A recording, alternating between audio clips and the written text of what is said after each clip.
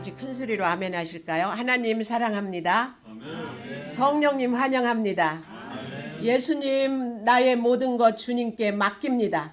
아멘.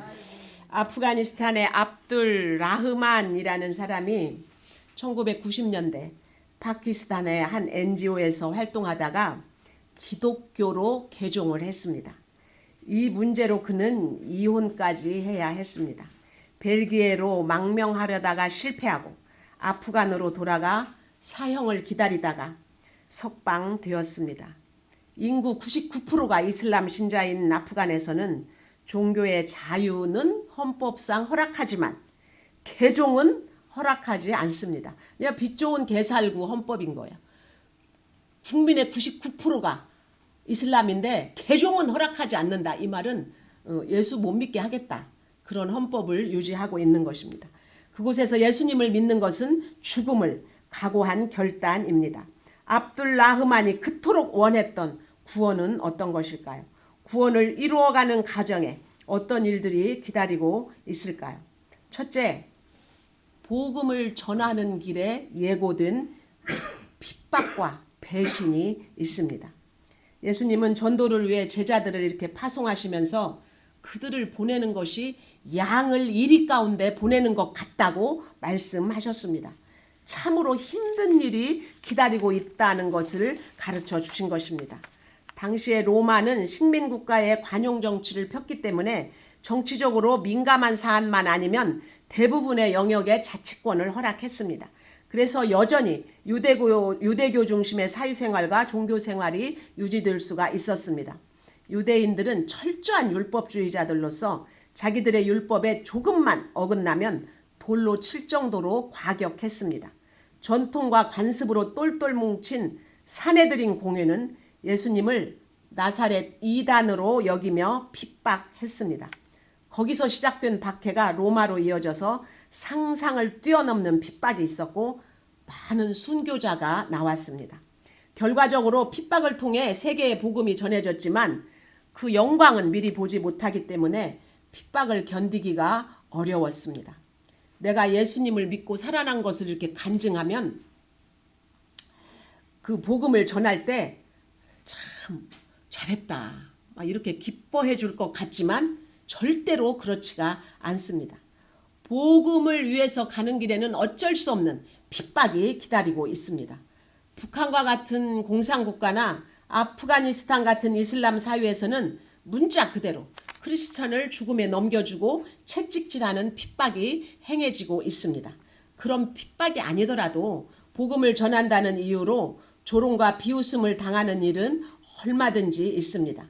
사람들이 다 선하고 아름답다라는 말은 나는 전도를 한 번도 안 해봤다라는 말하고 똑같습니다.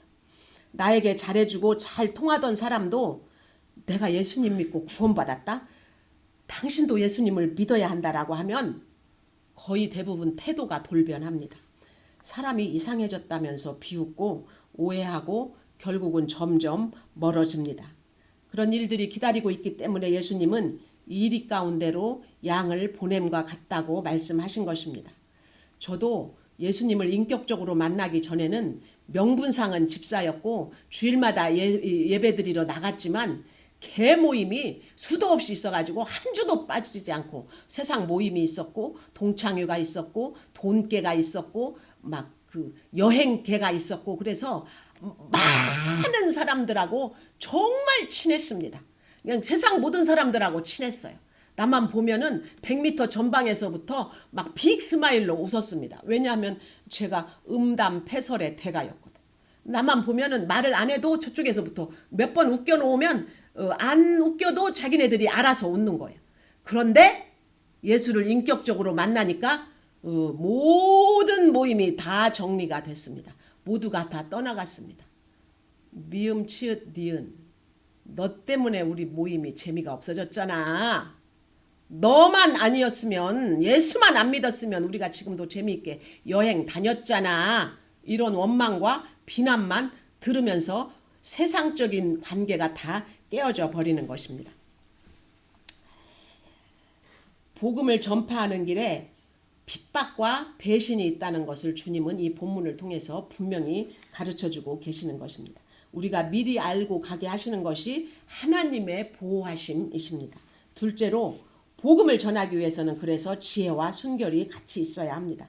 우리의 지혜만으로는 복음을 전할 수가 없습니다. 선이 없는 지혜는 간사한 것이고 지혜가 없는 선은 악한 세력을 이기지를 못합니다. 말씀으로 선과 악의 개념을 정립하지 않으면 사건마다 지혜롭고 순결할 수가 없습니다. 어떤 집사님 남편이 이런 문의를 했습니다. 아내가 살림을 안 해서 일주일 내내 김치 하나만 먹었다. 목사님께서는 가정이 먼저인지 교회가 먼저인지 알려주시기 바란다. 물론 안 믿는 남편에게는 잠깐 성경 보는 것도 종일 살림도 안 하고 성경만 보는 것처럼 보일 수가 있습니다. 어쩌면 살림 안에서가 아니라 성경책을 읽고 기도하는 것이 싫으니까 그런 말을 한 것이라고 생각이 됩니다. 가정과 직장에서 내 할 일을 다 했음에도 성경만 본다, 교회에 미쳤다는 소리를 듣는 것은 핍박이라고 할 수가 있습니다. 그런데 정말 믿음 때문에 받는 핍박이라면 어떤 말을 들어도 종달새 노랫소리 같이 들리고 여유가 생깁니다. 그렇지 않고 내 할 일 안에서 그런 소리를 들었다면 그것은 핍박이 아니고 당연히 들어야 될 말입니다. 내가 어느 쪽에 해당하는지는 자신과 하나님과만 알 것입니다. 저희 친정 동네는 시골이었습니다. 근데 믿음이 있는 집사님이 혼자만 예수 믿으니까 온 가족들이 일하는 날을 다 언제로 받는 거니? 주일날. 일요일 날만 일을 받는 거예요. 고추대 뽑는 일도 고추 심는 일도 고추 따는 일도 다 주일날만 받아놓고 일을 하라고 그러니까 이 집사님이 어떻게 합니까? 토요일날 밤을 새워서 일을 합니다. 후레쉬 하나를 들고 밤을 새워서 일을 싹 해놓고 아침에는 교회를 가는 거예요. 그게 우리가 해야 될 일이에요. 그런데 나는 교회 가니까 못해요! 그러면 어쩌겠어요? 말할 수 없는 핍박과 분란이 일어나는 것입니다.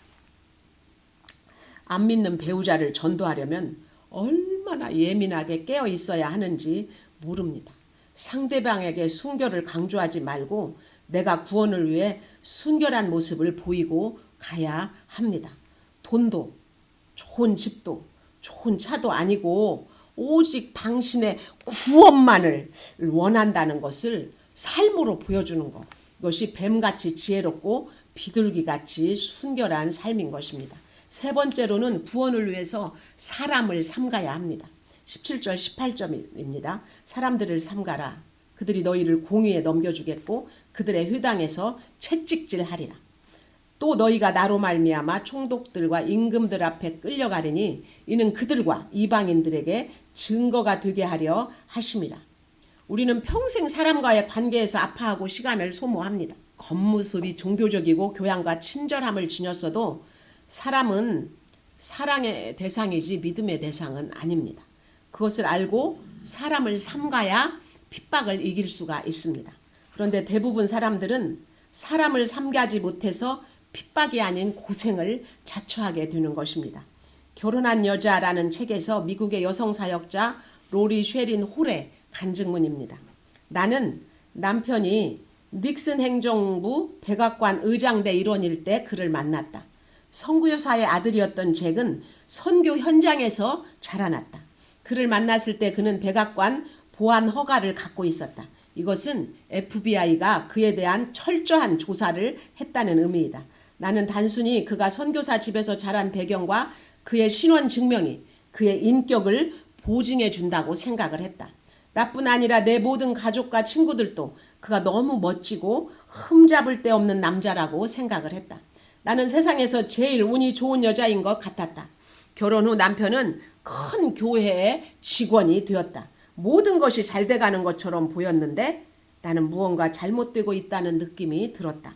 남편이 집을 비우는 시간이 너무 많아져서 물었더니 남편은 하나님께 드릴 시간이 필요하다고 대답을 했다. 남편에게 집에 머무르는 시간을 좀 늘려달라고 부탁을 하면 그는 항상 이런저런 일들이 끝나면 상황이 좋아질 것이라고 약속을 하곤 했다. 하지만 그는 집에 돌아오면 너무 피곤해서 아이들과 놀아주기는커녕 나와 이야기할 여유조차 없었다. 휴가 때조차도 시간이 없었고 휴가 첫날부터 아프다가 휴가가 끝날 때쯤이면 좋아졌다. 나는 비참한 기분이 들었고 목사님께 상담을 요청을 했다. 목사님은 내가 좀 더 순종적인 아내가 되어야 하며 더 순종적이 된다면 하나님께서 남편을 주장하실 것이라고 했다. 그래서 나는 완벽한 그리스도인 아내가 되기 위해 많은 세미나를 다녔고 결혼 관련 서적을 읽었으며 신실한 아내가 되기 위해 알아야 할 모든 것들을 가르쳐주는 성경 공부 모임에도 참석을 했다. 그들은 모두 남편이 무엇을 잘못하더라도 하나님께서는 내가 남편의 보호 아래 거하기를 원하시며 내가 그 지붕 아래 머물러 있을 때 아이들과 나는 하나님의 보호 아래 있는 것이라고 했다. 그가 무엇을 잘못하는 것은 문제가 되지 않는다고 말했다. 정말 문제가 되는 것은 나의 복종이라고만 말했다. 그리고 내게는 선택할 권리가 없다고 가르쳤다. 그럼에도 불구하고 이런 가르침들은 내 마음에 죽음과 낙담을 가져왔다. 믿었던 누군가가 나를 속였을 때 그 참담함은 나 자신에 대한 신뢰조차 잃게 합니다. 로리 쉐린 홀은 남편이 포르노와 매춘과 연관되어 있다는 것을 알고는 교회 장로님들에게 도움을 요청했습니다. 그때 장로님들은 당신이 좀 더 좋은 아내였다면 당신 남편이 포르노를 찾았겠는가? 당신이 너무 강해서 남편이 다른 여자를 찾아다니는 것이다. 다 당신이 불순종했기 때문이다. 라고만 말했습니다. 남편의 배신도 감당하기 어려운데 자신의 책임만을 강조하니 감당이 되겠습니까?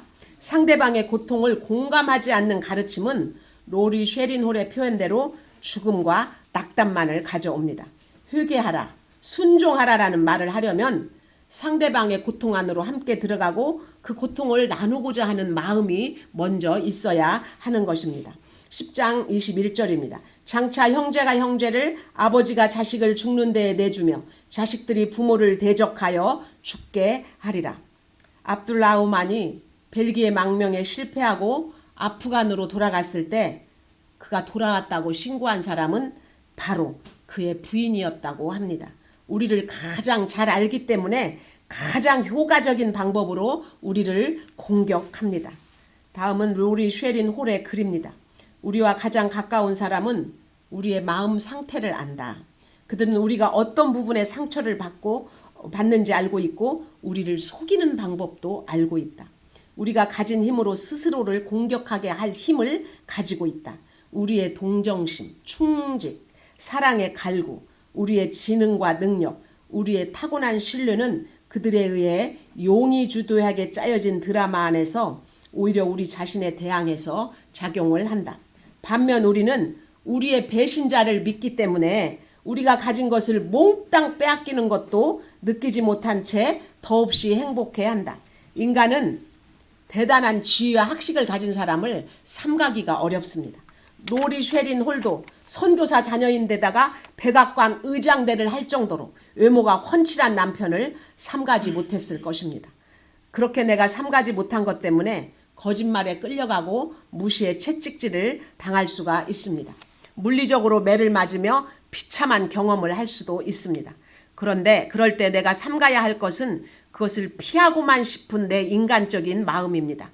다른 사람을 만나면 내가 잘 살 것 같은 그 마음을 또한 삼가야 합니다. 그것을 삼가지 못해서 새로운 사람과 새로운 환경을 쫓아가면 또 다른 배신과 핍박으로 무너질 수밖에 없습니다. 우리가 당한 배신이 나를 공격하게 해서는 안 됩니다. 배신을 당했다고 낙담하고 절망하는 것은 사탄이 원하는 것이기 때문입니다. 요셉은 보디발의 아내를 거절했다가 중상모략을 당해서 감옥까지 끌려갔습니다. 하지만 하나님은 요셉을 통해 감옥을 형통하게 하셨습니다.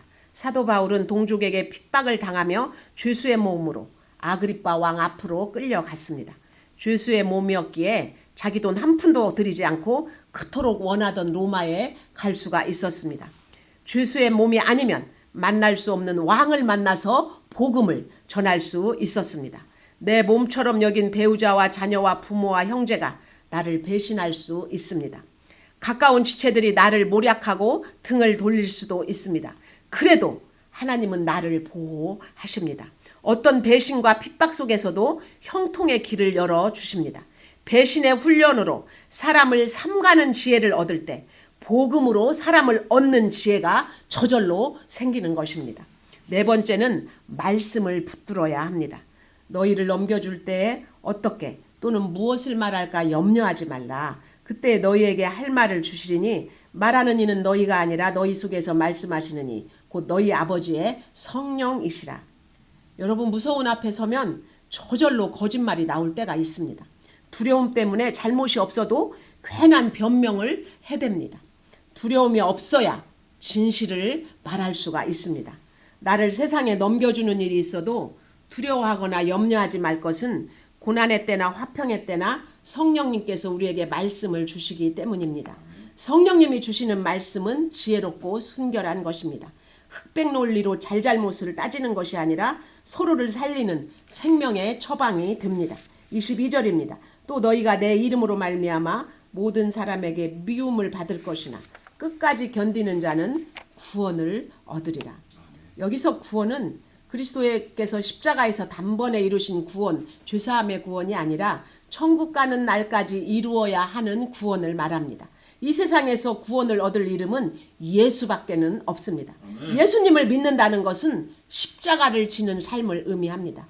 세상은 십자가를 알 수 없기에 예수 믿는 사람을 미워합니다. 악하고 음란한 세상에서 세상과 타협하지 않고 사는 것은 미움받는 일입니다. 그것이 힘든 것을 아시기에 주님은 끝까지 견디는 자는 구원을 얻으리라고 약속하셨습니다. 23절입니다. 이 동네에서 너희를 박해하거든 저 동네로 피하라. 내가 진실로 너희에게 이르노니 이스라엘의 모든 동네를 다 다니지 못하여서 인자가 오리라. 고린도전서 10장 13절에 보면 사람이 감당할 시험 밖에는 너희가 당한 것이 없나니 오직 하나님은 미쁘사 너희가 감당하지 못할 시험당함을 허락하지 아니하시고 시험당할 즈음에 피할 길을 내사 너희로 능히 감당하게 하시느니라 라고 말씀하셨습니다. 피할 길은 예수님 뿐입니다. 우리가 피할 곳은 환경이 아닙니다. 우리가 가장 안전하게 피할 곳은 하나님의 나라와 예수님 뿐입니다. 자녀에게 가장 큰 선물은 호적 더럽히지 않는 것입니다. 알코올 중독자든 마약 중독자든 이혼하지 않고 끝까지 산다는 것, 그것이 바로 자식에게 줄 수 있는 혼인예단 1위입니다. 그만큼 결혼 생활을 지키는 것이 힘든 것이기 때문입니다. 힘든 일을 모두 견디고 같이 살았다는 것만으로도 존경받아야 합니다. 또 내 생명도 잘 지켜야 합니다. 어떤 사람은 예수 믿지 않으면 죽음 후에 심판이 있습니다. 사람이 한 번 죽는 것은 정한 이치요. 죽음 후에는 심판이 있습니다. 이렇게 복음을 전하면 이렇게 외칩니다. 살이 떨립니다. 그까지 심판하라고 해! 하라고 해! 심판하라고 해. 나는 지옥 같은 것 하나도 무섭지 않아. 내가 사는 것이 지옥인데 내가 지옥이 무섭겠어? 하나도 무섭지 않아. 정말 이분은 하나님 앞에 서보지 못했기 때문에 그렇게 망령된 말을 하는 것입니다. 여러분, 보이지 않는 세상의 그림자가 이 세상 보이는 세상입니다. 여러분, 이 세상에 감옥이 있다는 것은 죽은 후에 지옥이 있다는 명백한 증거입니다. 제가 보험회사 소장할 때 우리 사원 하나가, 친인척인 사원 하나가 인사사고, 사망사고를 냈습니다. 근데 이분은 정말 돈이 한 푼도 없는 분이에요. 온 세상을 지금까지 몸뚱이 하나로만 버텨온 사람이에요. 근데 형사합의를 봐야 감옥을 안 가는데 형사합의를 볼 수 있는 돈이 없었어요. 그러니까 빚이라도 얻어서 형사합의 봐야 되지 않을까요? 그랬더니 나는 싫어요. 나는 몸으로 때우겠어요. 그리고 감옥으로 걸어 들어갔습니다. 그런데 한 달이 지나서 우리 사원들이 면회를 한번 갔다 와서 소장님 꼭 와달라고, 울고 불고 소장님 꼭 와달라고. 그래서 제가 면회를 갔어요. 소장님, 내가 나가서 갚을 테니까 다 형사합의 봐주세요. 빚 얻어서 형사합의 봐주세요. 정말 애걸복걸을 하는 거예요. 그래서 나와서 형사합의 봐주고 그리고 나왔어요. 여러분, 몸뚱이 하나로 버티는 세상, 이 세상에서 꾸준히 일하고 밤을 낮잠어서 일해야 그 돈을 갚을 수 있는데 감옥이 편하다고 생각을 한 거예요. 근데 내가 밤에 잠도 못 자고 아르바이트 몇 개씩 하고 직장에 다니고 그렇게 해서 갚아야 할 빚밖에 없는 삶이 그래도 감옥보다는 낫기 때문에 감옥에서 내보내달라고 그렇게 애걸하는 것입니다. 여러분, 감옥이 이 세상 지금 험악하게 사는 것보다 감옥이 더 못하기 때문에 변호사들이 그렇게, 검사들이 그렇게, 판사들이 그렇게 좋은 직업이고 돈 받고 돈 많이 벌고 사는 것 아닙니까? 그런데 이 땅에 감옥이 있다는 것은 죽음 후에 지옥이 있다는 명백한 증거예요. 저도 심판대에 서기 전까지는 죽는 것 따위는 무섭지가 않았어요. 왜냐하면 천국 지옥을 안 믿었으니까요. 그런데 하나님 앞에 딱 서고 내가 죄를 지어서 죄인이 아니고 내 존재 자체가 죄라서 하나님 앞에서 심판받아 지옥에 떨어질 것이라는 벌레만도 못한 죄인이라는 것을 깨닫는 순간에 사지가 부들부들 떨리고 말은 한마디도 안 나오고 오직 이해, 오직 하나님 앞에서 이해. 도둑질하다가 그 자리에서 걸린 사람처럼 눈물이 쏟아집니다. 뚝이 무너진 듯이 내 자아가 무너지는 거예요. 서보지 않으면 모르기 때문에 지옥이 없다고 그러고 내가 지금 지옥 사는데 죽어버린다고 얘기를 하는 거예요. 죽으면 편하다는 잘못된 생각을 누가 넣어준 겁니까? 사단 마귀가 넣어준 거예요. 마귀가 온 것은요, 요한복음 10장 10절에서 분명하게 얘기하겠어요. 마귀가 온 것은 도둑질하고 죽이고 멸망시키기 때문에, 시키기 위해서 온 거예요. 그래서 우리의 시간을 도둑질해요. 감정을 도둑질해요. 인간 관계를 도둑질해요. 돈을 도둑질해요. 살 수가 없다는 생각을 집어넣어요. 그리고 뭐라 그래요? 귀신은 없다, 지옥은 없다는 말로 그 사람을 속이는 거예요.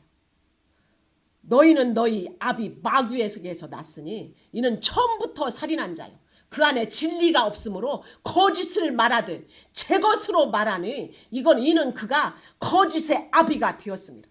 이 사단 마귀는 거짓의 아비예요. 다 사단 마귀가 우리에게 넣어주는 생각은 다 속이는 영인 거예요. 그래서 우리에게 귀신이 어딨어? 지옥이 어딨어? 여기가 지옥이니까 죽어버리면 끝나는 거지. 이 생각을 누가 넣어준다고요? 사단 마귀가 넣어주는 거예요. 왜요?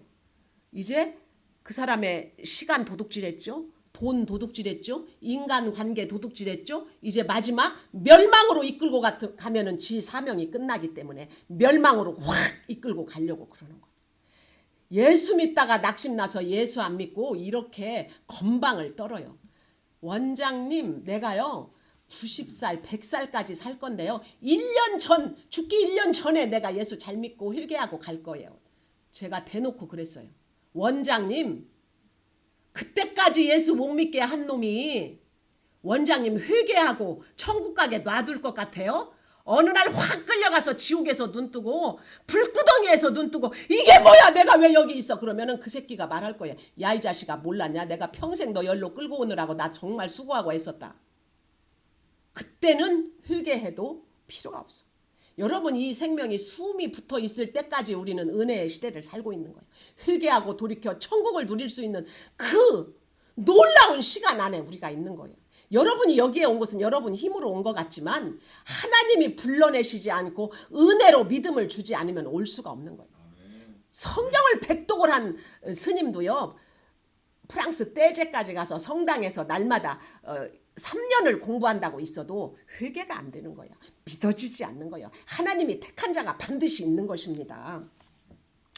그래서 모든 동네를 다 다니지 못하여 인자가 오리라는 말씀은 재림의 긴박성을 강조하기보다는 재림 이전에는 온전한 구원을 이루지 못한다는 것을 표현한 말입니다. 내가 아무리 견디고 노력해서 해도 이 땅에서 가족의 구원을 못 보고 갈 수도 있습니다. 그래서 할 수만 있다면 때를 얻든지 못 얻든지 복음을 전해야 합니다. 그 일을 위해서 용서할 수 없는 사람 용서하고 사랑할 수 없는 사람을 사랑하고 나중까지 견디는 것, 그것이 예수님께 피하는 것입니다. 구원 때문에 참을 수 없는 일을 참는 것이 이 시대의 순교예요. 그래서 21세기의 순교는 뭐냐? 혈기 부리지 않는 것이에요. 여러분 따라하세요. 혈기 부리지 않는 것이 21세기 순교다. 혈기 한번 부려가지고 모든 걸 잃을 수가 있어요. 혈기 한번 부려가지고 살인할 수가 있어요. 혈기 한번 부려가지고 마귀가 틈탈 수가 있다는 거예요. 그래서 혈기 부리지 말라는 것. 잘 참으라는 것. 그래서 우리가 고린도전서 13장 암송하잖아요. 사랑의 맨 첫 번째 감동이 뭐예요? 사랑은 오래 참고 오래 참는 것. 참는 것. 이것이 사랑의 첫 번째 덕목인 거예요. 그래서 사랑은 참는 거예요. 그래서 구원을 위해서 우리에게 견뎌야 할 것이 있어요. 핍박과 배신을 견디기 위해서 지혜와 순결로 사람을 삼가 조심하고 말씀을 읽으면서 구원을 이루어 가야 하는 것입니다. 복음을 전하는 길에는 예고된 핍박과 배신이 있습니다. 그래서 우리는 지혜와 순결을 필요로 합니다. 사람을 삼가는 것이 필요합니다. 말씀을 붙들어야 하는 것입니다. 예수님에게 피해야만 견딜 수가 있습니다. 여러분들이 모두 예수 안에서 승리하는 귀한 성도 되시기를 축복을 드립니다.